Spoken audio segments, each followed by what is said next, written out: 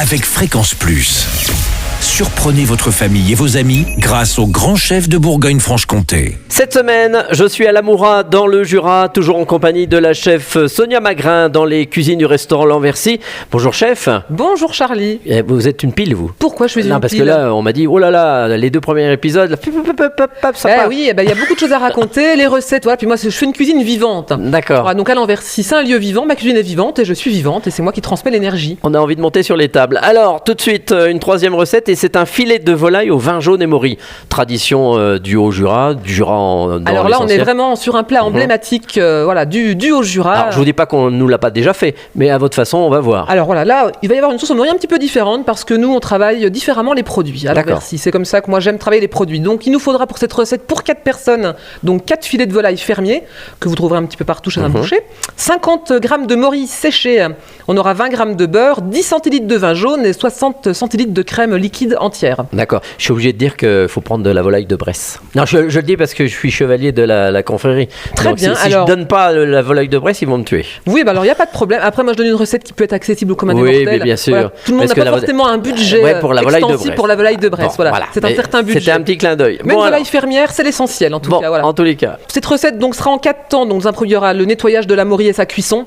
Ensuite, on passera à la sauce aux morilles. Ensuite, on passera à la cuisson du poulet. Et enfin, l'assemblage. D'accord. Voilà, il y a plusieurs temps. Okay. Donc, dans un premier temps, on nettoie les morilles et on les cuit. Donc, on les fait tremper. Les morilles séchées dans un petit bol pour qu'elles se réhydratent. Ouais, puis enlever le sable des fois. Pour enlever le sable, voilà, pendant une bonne heure, on va dire. On les égoutte, voilà. On garde l'eau de trempage. Surtout ça, c'est important. D'accord. Voilà, on rince abondamment ces morilles, voilà, pour bien les nettoyer, effectivement.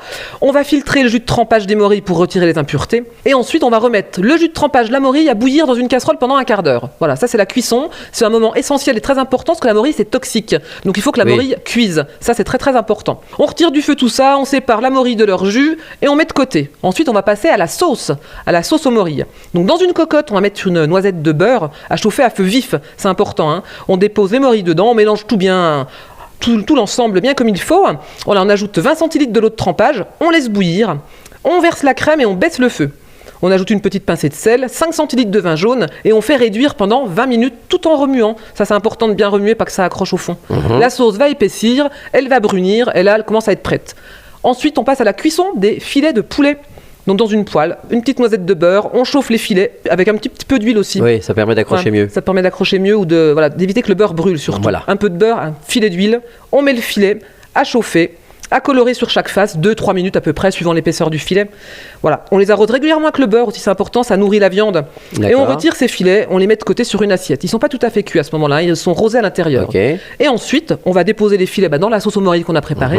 On rallume, la cuisson va finir gentiment et on pourra dresser cet ensemble sur assiette. Le petit filet, la sauce aux morilles, qu'on nappe dessus gentiment.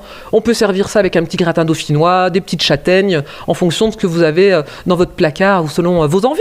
Eh ben, très bien, voilà, j'ai tout compris. Merci chef, merci Sonia Magrin, ici dans les cuisines du restaurant L'Anversi. Je rappelle que vous aussi, cette semaine, vous pouvez gagner un menu pour 2 personnes au restaurant L'Anversi à la Moura. Il vous suffit d'envoyer papille par SMS dès maintenant au 7 14 15. Papille au 7 14 15. Alors bonne chance à tous pour le prochain épisode. On se retrouvera avec un magret de canard avec ses petites griotines de Fougerolles. Et d'ici là, chouchoutez vos papilles.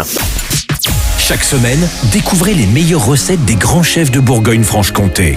Du lundi au vendredi, à 5h30, 11h30 et 19h30, chouchoutez vos papilles. Fréquence Plus.